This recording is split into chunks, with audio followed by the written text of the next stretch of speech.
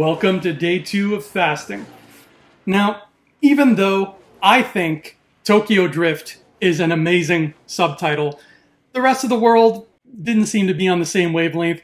The film underperformed, it underwhelmed, and they had to call an undertaker for the rest of the franchise until 3 years later when Fast and Furious, the strangely titled fourth film, resurrected it. Let's see what we can learn from part 4.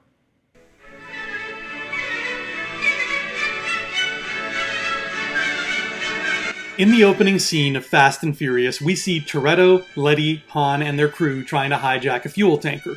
It's a bigger, more spectacular sequence than anything these films have done before. It also happens to be the first scene of the movie that advertised itself as a sort of soft reboot mixed with a return to form, but more on that later. The important thing to note is this is where Fast and Furious stopped being about racing and became a straight-up action franchise. Not just in this movie, but in this particular scene. It sets the stage right away, telling us exactly what this new version of the Fast and the Furious is going to be. As far as opening scenes go, it does its job perfectly. Even though I haven't seen it till now, 12 years later, I remember this coming out and putting Fast and the Furious back on the map. It was no longer that cheesy franchise that squeaked out of public consciousness after one good movie and 2 unpleasant sequels. It was back, and according to people I spoke to about it, better than ever. Yes, it's a shame that they brought back the 2 coolest characters in the franchise, Letty and Han, only to dispose of them after 10 minutes of film. And yes, Brian O'Connor is still a dickhole who, in one particular scene, wastes FBI time and personnel so he can go plant evidence on a guy named Papa Dwight because Brian absolutely has to win every alpha measuring contest he gets into. Yeah, I know Papa Dwight was a jerk and he probably deserved it, but that doesn't change the fact that Brian is still 7 different flavors of douche. But those are small warts on an otherwise solid return. Getting Brian and Toretto together again doesn't feel forced. They're both doing the same kinds of things they were doing in part 1. For people who were huge fans of the original, I imagine it must have been really cool to see these guys working together again after 8 years. Which brings me to what I learned. As a film buff, I like to study film history and all of the milestones and achievements that have taken place throughout cinema's relatively short lifespan. And despite its bonkers plot, dull writing, and bland climax, Fast and Furious is a benchmark movie. Guys, Fast and Furious is the first true legacy sequel. For those unfamiliar, a legacy sequel is a sequel to a once popular franchise usually made many years after the fact, which continues the same canonical story with the same characters played by the same actors, and above all, they almost always exist to cash in on nostalgia. Some of the most popular examples of this are Jurassic World, Halloween 2018, and Star Wars The Force Awakens. If the 90s were all about schlocky blockbusters and the 2000s were all about gritty reboots, the trend of the 2010s was definitely the legacy sequel. Thanks to this new subgenre, fans got to see the return of such beloved characters as Princess Leia, Laurie Strode, and even Rocky Balboa. For the longest time, I thought that the first legacy sequel was 2010's Wall Street Money Never Sleeps. However, Fast and Furious debuted over a year earlier in April of 2009, and it fits the bill. It's been 8 years since we've seen all these characters together. They're played by all the same actors, it's set in the same storyline, and it's banking on everyone's nostalgia for part 1. Now yeah, I know, technically Indiana Jones and the Kingdom of the Crystal Skull qualifies as a legacy sequel, and it did come out almost a year before this, but that didn't exactly reignite the flame of that franchise. If anything, it kind of quenched it. So that's why I'm going to go ahead and just give the point to Fast and Furious for being the first true successful legacy sequel, and for helping pioneer the most important cinematic trend of the past decade. Good job, FF4.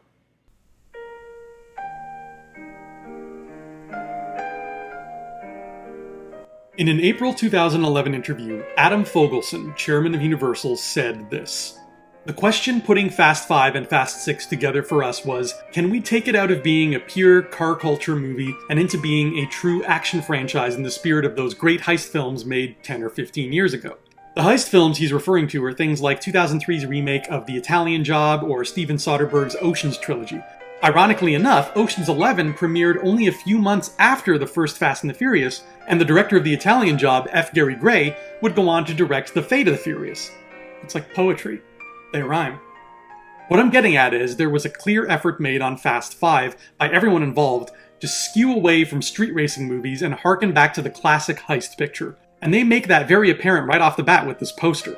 This is the first time in the franchise's history where the cars on the poster take a back seat to the humans. Get it? Back seat? Because they're cars. And the homages to classic cinema don't stop there. That final chase sequence where the crew is dragging a giant safe through the streets of Rio harkens back to great chases straight out of The French Connection or the Blues Brothers. Classic cinema is infused in Fast Five's DNA, which I think is what made it so accessible to so many people, and why it grossed $1,000 bajillion at the box office. Well, that and The Rock is in it now. Now, it's not all picture perfect. This is still a ridiculous film where Vin Diesel breaks through chained manacles just by using brute strength, and where a pregnant Mia jumps off a roof and crashes through another sheet metal roof. All I kept thinking after that scene was, well, that pregnancy was fun while it lasted. Speaking of Mia, I really hope they give Jordana Brewster something more to do in the sequels moving forward, because so far her only job in these films seems to be asking Dom or Brian to please stop fighting. Regardless, I learned a very cool lesson from Fast 5, and that's the concept of time-flexible storytelling themes. Here's what I mean by that.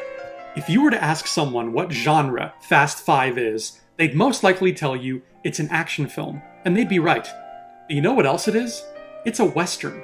Fast 5 is about a gang of outlaws who pick a fight with another gang of outlaws and try to rob a giant safe full of money, while a hard-nosed sheriff stalks them at every turn. It's also kind of like a pirate movie. Pirates of the Caribbean Dead Men Tell No Tales has a scene almost exactly like this where Jack Sparrow's crew tries to rob a bank and end up dragging the whole bank through the city streets in an attempt to escape the law. The greatest stories ever told are great because they're so universal, because they leave the same impact no matter where or when they take place. You can take the tale of a farm boy who gets a magic sword from a wizard and uses it to save a princess and defeat a Dark Lord, and you can set it entirely in space because nothing's changed but the set dressing. Great human stories are timeless and spaceless, and Fast 5 of all things reminded me of that.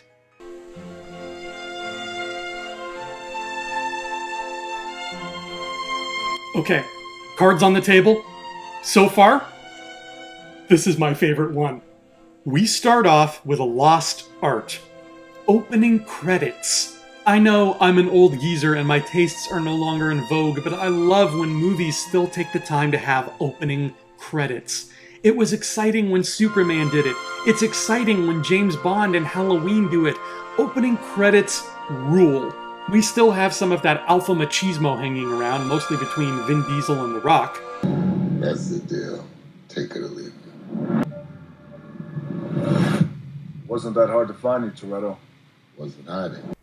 9, 9 2/4, 9 1/2, 9 3/4, 10. Ready or not, here I found you already. Wasn't hiding. Looked like you were hiding to me. Maybe you ought to get your eyes checked. It's your turn to seek. Fine, whatever. You better start running. You better start counting. Wait. I'm adding a new rule. You're not allowed to hide in the basement. It's scary. I don't want to go down there. I wasn't gonna hide there anyway. And unfortunately, the car chase in London isn't as good as it could have been because of one crucial element. The bad guys have these two cool proto-Batmobile kind of cars, but all of the heroes are in totally nondescript vehicles. They're so indistinct, we can't tell who's driving what and where. My favorite car chase movie of all time is It's a Mad, Mad, Mad, Mad World. In that film, every single vehicle is completely unique and distinct from every other. Some of them are even color coordinated with their owners. These 3 cars are all the same make and model, and they all belong to police officer characters. But they make a point of having them be different paint jobs, with Spencer Tracy's character in the center black car. In this London scene, we don't get any of that clarity, which is really unfortunate because these Batmobile cars are great. Letty was probably the only character in the first movie that I liked, so it's very nice to have her back and playing a more central role. But here's the thing. She was only really a background character in part 1, and then we don't see her again until part 4, where she's killed off in the prologue. The emotional impact of getting to see Letty again would have been a lot stronger if we would have been allowed to spend more time with her. Her relationship with Dom is something that we only kind of caught little snippets of here and there, and her friendships with Mia and Brian happened entirely off screen. Regardless, it's nice to have her back. Which brings me to the lesson, and this is a big one, especially since, as we've established, Hollywood is neck deep in the era of legacy sequels right now. So, studio heads, I hope you're paying attention, because Fast and Furious 6 is a great example of how to make an unpopular movie better by association. As far as a lot of people are concerned, Tokyo Drift was the death knell for the franchise. It felt like the kind of sequel that Son of the Mask was.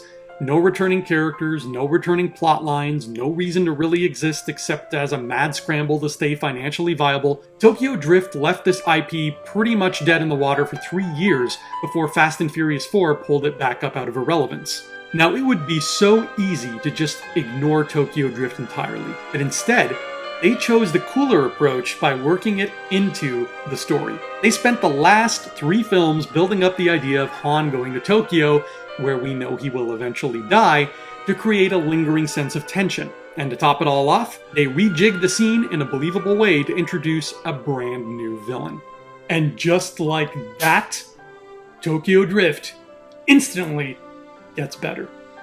It doesn't feel like the red-headed stepchild anymore. Now it just feels like part of the plan. And I love that. So, we're 6 movies in. I've got a much better idea of what this juggernaut is. Because remember, off the top, I knew nothing about it other than cars are fast. Zoom, zoom. Tomorrow, we will conclude with the 3rd and final episode of Fasting. We'll learn some things, we'll unlearn some other things, as long as we do it quickly and angrily, because that's almost literally the name of the game. See you tomorrow.